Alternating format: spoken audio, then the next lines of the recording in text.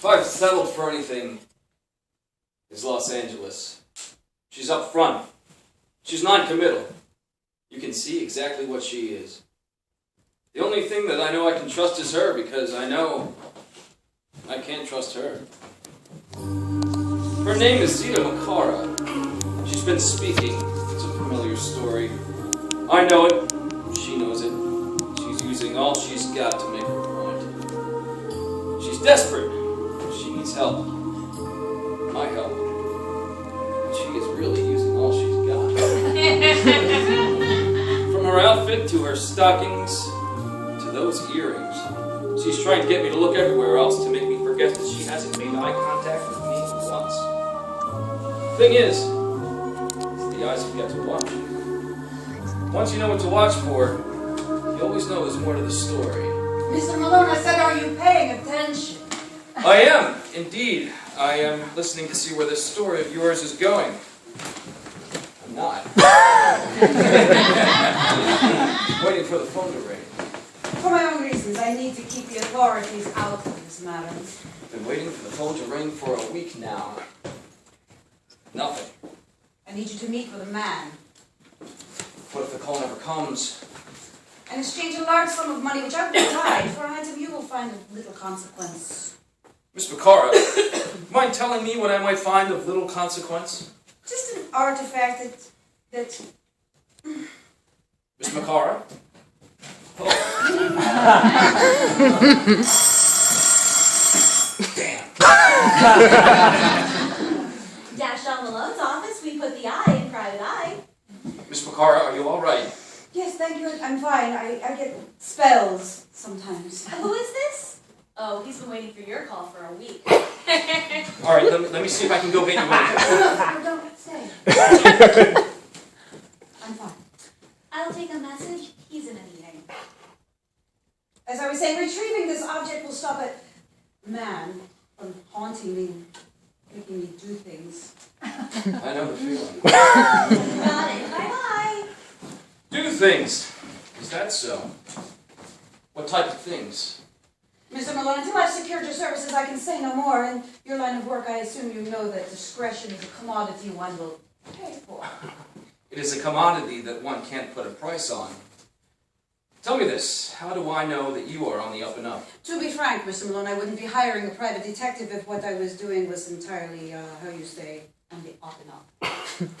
Miss Makara, I've been in the business for quite a while now, and I've learned that people will break your heart, but your gut never lies. Is that on your business cards?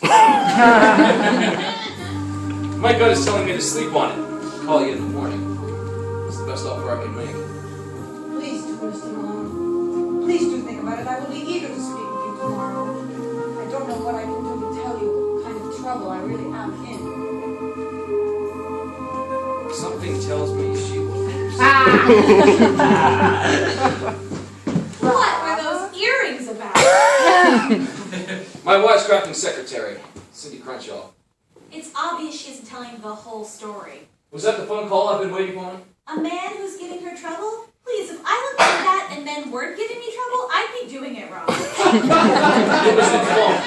And that mysterious yet sultry Greta Garbo routine is so 1935.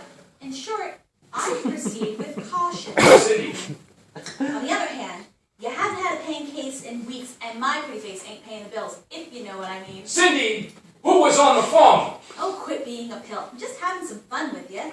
You have a meeting tonight at 7. I'm told you know the place. Thank you. Now, was that so hard? Nope, but it was fun. So what are you going to do about Miss Earrings? Didn't you buy that fainting act? I'm not so sure that was an act.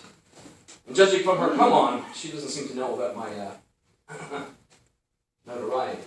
You think? The accent I can't place either. I think I'm going to stick with my gut on this and sleep on it.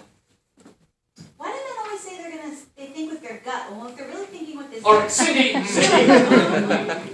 I'm going to need you to hold down the fort tomorrow. I'm going to be late to the office. I'd say you got the place to yourself until 10 o'clock. Try noon. Sorry? I said see you soon. You putz.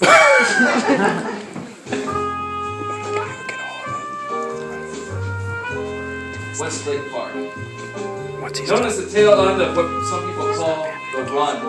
From here, I can see the angels on top of the Plaza Hotel gazing down on me. They say that everyone has a guardian angel. Some invisible being watching over them. They say that's truer in LA than anywhere else in the world. Sometimes I think they're right. If they are, it's all the same. I'd rather they didn't watch. Hello there. The man in the shadows is Johnny Plinkett. Plenty for short. Haven't heard from you in a while. Don't be angry. I haven't heard from him in over a week. He's gone silent before, so I tend to think of him as mine.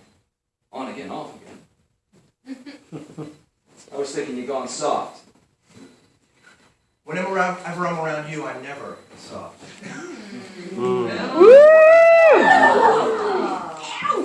Tonight he's very on.